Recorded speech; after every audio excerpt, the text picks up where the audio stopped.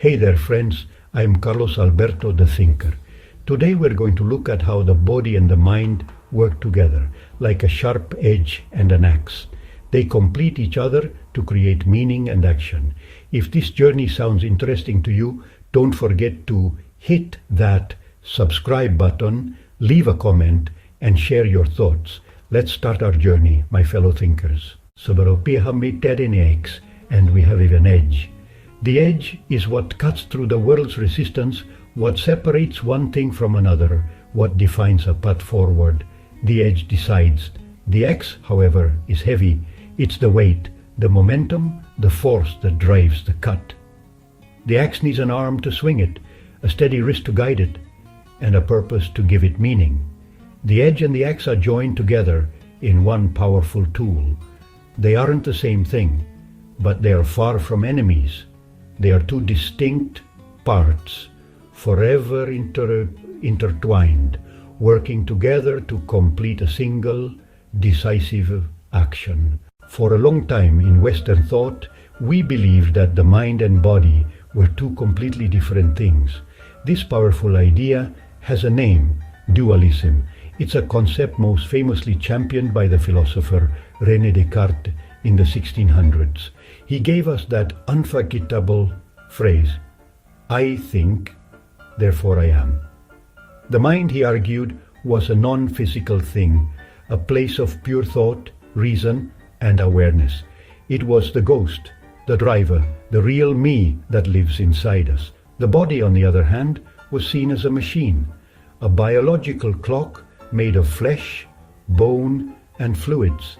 It belonged to the physical world of objects, a world that could be measured, taken apart, and understood by mechanical rules. But this separation, while helpful, created a big problem. It split our very nature into two. If the mind is a ghost and the body a machine, how do they even talk to each other? How does an invisible idea make you cry? How does an abstract thought make your stomach churn and your heart race? Even today, we talk about mental health and physical health as separate things, forgetting to ask how one affects the other. The result is that we feel disconnected from our bodies, when really the body is a living, feeling, and incredibly smart part of our consciousness. Now let's go back to the image of the axe. Imagine someone standing in the quiet morning light, carefully sharpening the blade. The steel starts to gleam, catching the sun's first rays. This edge isn't just a piece of metal, it holds the memory of every piece of wood it split, of every branch it cut. It remembers the exact angle of the stone and the pressure of the hand guiding it. The handle remembers the grip of the hand, and the hand remembers the wood. It remembers the jolt of impact, and maybe the fear or the determination. In this image, everything is mixed together. The lifeless and the living, the past and the present, the intention and the action. The edge is a storehouse of history, a physical record of experience. The axe is an extension of the body, a channel for its strength and will. It invites us to go beyond separating mind and body, to see them touching, influencing each other, shaping each other. The state of the mind sharpens the blade. The state of the body informs the mind. The power isn't just in the edge or just in the weight, but in their perfect union, wielded by a clear mind and a healthy body. Long before Descartes, the ancients saw a connected living universe. Water, air, fire, earth. These weren't just materials, they were living forces. The Stoics talked about the Logos, a divine reason that organizes and connects everything that exists, an invisible thread that goes from the stars to the thoughts in our minds. Live in harmony with nature, harmony with the whole and with our own human nature, a calm spirit, accepting what we can't change, focusing our energy on what we can. Taking care of the body with discipline and moderation, the mind with reason and virtue. An anxious mind makes the body sick, a neglected body clouds the mind. Constant practice cultivated apatheia, not a lack of feeling, but a state of being undisturbed, Every part of life is part of a whole. Philosophy as ascesis training the soul, uniting body and mind in daily practice. Science really embraced measuring things, breaking them down and specializing, and because of that we made amazing progress.